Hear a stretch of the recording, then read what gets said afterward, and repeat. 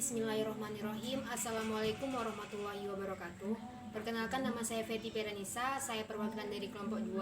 Saya sebagai moderator. Dan ini teman saya. Assalamualaikum warahmatullahi wabarakatuh. Nama saya Muhammad Afif. Saya dari kelompok 2. Saya di sini sebagai seorang penyaji. Assalamualaikum warahmatullahi wabarakatuh. Perkenalkan, nama saya Husna Afiza. Saya sebagai Natule. Baiklah, kami di sini akan membahas tentang sejarah perkembangan Islam yang akan disampaikan oleh teman kita, yaitu Muhammad Afif. Kepadanya dipersilakan. Assalamualaikum warahmatullahi wabarakatuh. Nama saya Muhammad Afif. Saya dari kelompok 2. Di sini saya sebagai penyaji yang akan menyajikan materi yang bertemakan sejarah perkembangan hadis. Sejarah perkembangan hadis merupakan masa atau periode yang telah dilalui oleh hadis dari masa lahirnya dan tumbuh dalam pengenalan, penghayatan, dan pengamalan umat. Dengan memperhatikan masa yang telah dilalui hadis sejak masa timbulnya atau lahirnya di zaman Nabi Muhammad SAW, dengan meneliti dan membina hadis serta segala hal yang memengaruhi hadis tersebut. Para ulama muhaddisin membagi sejarah hadis dalam beberapa periode. Adapun para ulama penulis sejarah hadis berbeda-beda dalam membagikan periode sejarah hadis. Ada yang membagi dalam 3 periode, 5 periode, dan 7 periode. Adapun di sini saya akan menjelaskan hanya 4 pembagian periodenya. Yang pertama, perkembangan hadis pada masa Rasulullah SAW. Periode ini disebut dengan asar al-wahyi wa at-taqwid, atau masa turunnya wahyu dan pembentukan masyarakat Islam. Pada periode inilah hadis lahir berupa sabda atau aqwal, af'al, dan takrir yang berfungsi menerangkan Al-Quran untuk menegakkan syariat. Para sahabat menerima hadis secara langsung dan tidak langsung. Penerimaan hadis secara langsung misalnya saat Nabi Muhammad SAW memberikan ceramah, pengajian, khutbah, atau penjelasan terhadap pertanyaan para sahabat. Adapun penerimaan secara tidak langsung adalah mendengar dari sahabat yang lain atau dari utusan-utusan, baik dari utusan yang dikirim oleh Nabi ke daerah atau utusan daerah yang datang kepada Nabi. Periode kedua, perkembangan hadis pada masa Khulafaur Rasyidin. Periode ini disebut dengan asyar at-tasabut wa al-iklal min al-riwayah, atau masa membatasi dan menyedikitkan riwayat. Nabi Muhammad SAW wafat pada tahun 11 Hijriah. Kepada umatnya, beliau meninggalkan 2 pegangan sebagai dasar bagi pedoman hidup, yaitu Al-Quran dan hadis atau As-Sunnah yang harus dipegangi dalam sebuah aspek kehidupan. Pada masa Khalifah Abu Bakar dan Umar, periwayatan hadis tersebar secara terbatas. Penulisan hadis pun masih terbatas dan belum dilakukan secara resmi. Bahkan pada masa itu Umar melarang para sahabat untuk memperbanyak meriwayatkan hadis, dan sebaliknya Umar menekankan agar para sahabat mengerahkan perhatiannya untuk menyebarluaskan Al-Quran. Dalam praktiknya ada 2 sahabat yang meriwayatkan hadis, yakni yang pertama dengan lafaz asli, yakni menurut lafaz yang mereka terima dari Nabi Muhammad SAW, yang mereka hafal benar lafaz dari Nabi. Yang kedua dengan maknanya saja, yakni mereka meriwayatkan maknanya karena tidak hafal lafaz asli dari Nabi Muhammad SAW.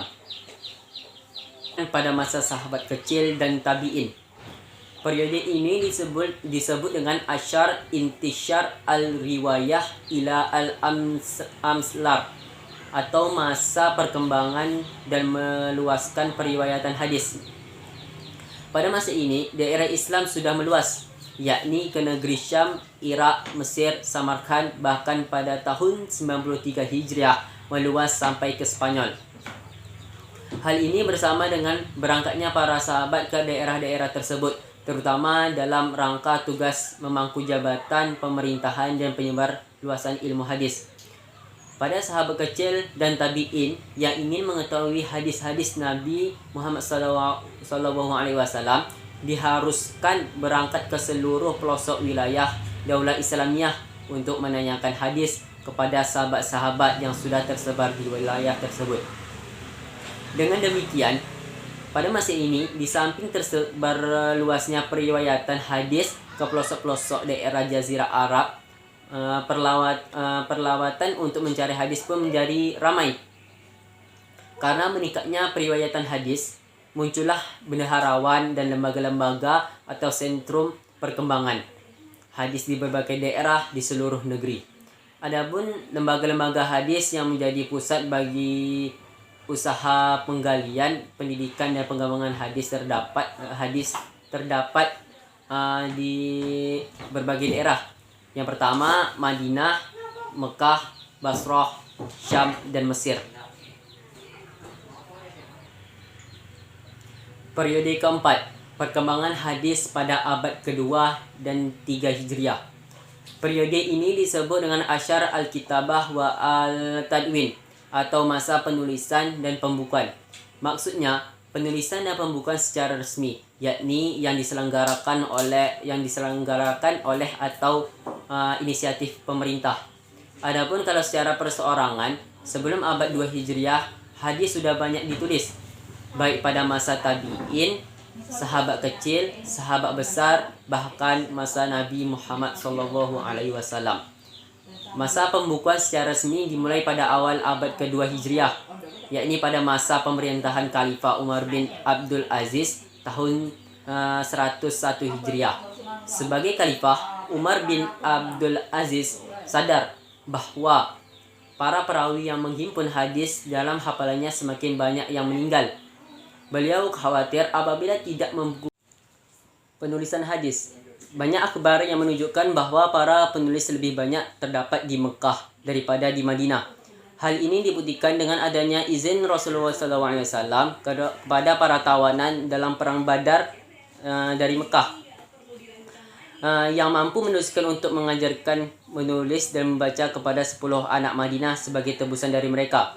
Pada masa Nabi, tulis menulis sudah tersebar luas, apalagi Al-Quran menganjurkan untuk belajar dan membaca. Rasulullah SAW pun mengangkat para penulis wahyu hingga jumlahnya menjadi 40 orang. Nama-nama mereka disebut dalam kitab At-Tarab Al-Idariyah. Balad Zuri dalam kitab Futuhul Buldan menyebutkan sejumlah penulis wanita. Di antaranya Ummul Mukmin Fahsyah, Ummul Kulthum bin Uqbah, Asyifa binti Abdul Al-Quraisyah, Aisyah bin Sa'ad dan Karimah binti Al-Muqdad. Oleh karena itu, ketika Rasulullah SAW wafat, Al-Quran telah dihafalkan dengan sempurna oleh para sahabat. Seluruh ayat suci Al-Quran pun telah lengkap ditulis, tetapi belum terkumpul dalam bentuk sebuah mushaf. Adapun hadis atau sunnah dalam penulisannya ketika itu kurang memperoleh perhatian seperti halnya Al-Quran. Penulisan hadis dilakukan oleh beberapa sahabat secara tidak resmi karena tidak diperintahkan oleh Rasul. Diriwayatkan bahwa beberapa sahabat memiliki catatan hadis-hadis Rasulullah SAW. Mereka mencatat sebagian hadis yang pernah mereka dengar dari Rasulullah SAW. Mungkin hanya ini yang dapat kami sajikan. Jika ada teman-teman lain yang ingin bertanya ataupun menanggapi, kami persilahkan. Dan yang ingin bertanya, kami batasi 4 pertanyaan.